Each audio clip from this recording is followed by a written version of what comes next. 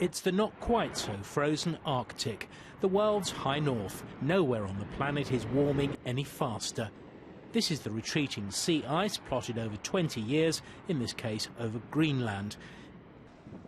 And it's a siren call to shipping. Led by Russian icebreakers, this German vessel was part of the first Western fleet to navigate the new Northeast Passage from Asia to Europe.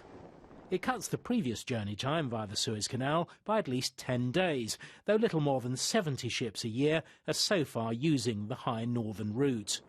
But it's what lies beneath that's attracted investors.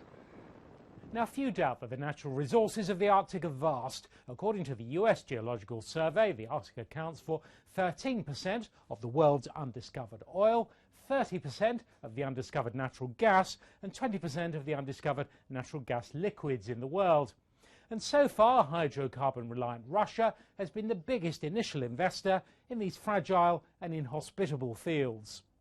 Though recent events have tempered the initial Arctic rush. Shell, for example, has pulled back from its Alaska operations after sinking some $5 billion there.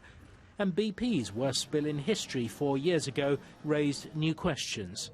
The Deepwater Horizon tragedy off the Gulf of Mexico actually had quite a big influence on the way countries like the US, Canada, even Greenland thought about regulating the Arctic. And that has really led to the imposition of much heavier requirements, conditions on oil companies operating there. They need to prove that they can clean up an oil spill, which is not an easy task. But it's not just oil companies active in the Arctic that face the wrath of environmentalists. The economic development of the entire region is fraught with risks, as this latest summit in London brings together many of those with very different ideas as to what constitutes sustainable development in the high north.